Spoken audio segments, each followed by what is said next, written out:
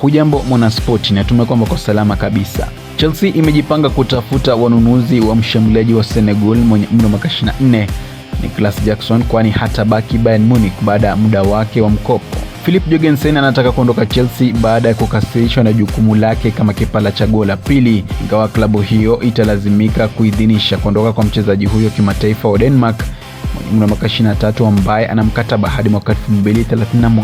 Manchester United, Newcastle United na Aston Villa zote zinavutiwa na beki wa pembeni wa Inter Milan na Uholanzi Denzel Dumfries mwenye umri wa miaka 29.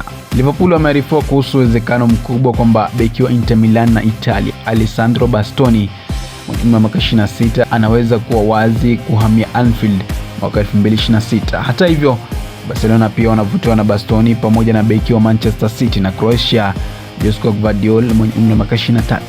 Aston Villa inamfuatilia kipa wa Barcelona na Ujerumani Andre ter Stegen mwenye umri wa miaka 33 ambaye anataka muda wa kucheza mara kwa mara kabla ya kombe la dunia mwaka ujao. West Ham wameonyesha nia ya kutaka mkataba wa Januari kwa mshambuliaji wa Wolves na Norway mwenye umri wa miaka 25 Jørgen Strand Larsen.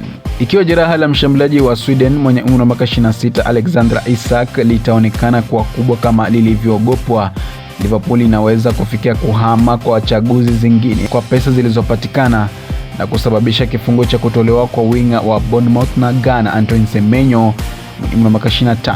Aston Villa wamejiunga na kinyang'anyiro cha kumsajili beki wa Wolves na Norway David Mola Wolfe mwenye umri wa miaka 23 katika dirisha la usajili la Januari. West Ham na AC Milan wako kwenye mazungumzo ya hali ya juu kwa mshambuliaji wa Ujerumani Niklas Füllkrug mwenye umri wa miaka 32. Chelsea inatafuta kuwashinda upinzani wa Ulaya katika kusainiwa kwa kiungo wa Genk mwenye umri wa miaka 18 na Ugiriki Konstantinos Karettas. Liverpool na Manchester United ni miongoni mwa vilabu kadhaa vikubwa vinavyomtaka kiungo wakati wa Lille Mfaransa Ayoub Boadi mwenye umri wa miaka 19. Wakati huo huo, beki wakati wa Ufaransa Axel Disasi mwenye umri wa miaka 27 ataondoka Chelsea mwezi Januari, huko vilabu kadhaa vikiwa tayari viko macho kuhusu upatikanaji wake. Tottenham haijapata ofa kutoka kwa Fiorentina licha ya ripoti kali nchini Italia zinazodai Fabio Paratici yuko tayari kukubali mkataba wa miaka 5 kama mkurugenzi wa soka wa klabu hiyo ya Serie A.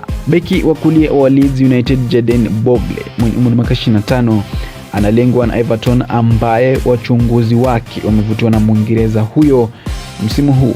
Barcelona wana uwezekano mkubwa wa kuwasilisha kifungo cha pauni milioni 26 kumsajili Marcus Rashford kutoka Manchester United, huko mshambuliaji huyo wa Uingereza mwenye umri wa miaka 28 akigundua upya kiwango chake kwa mkopo nchini Hispania.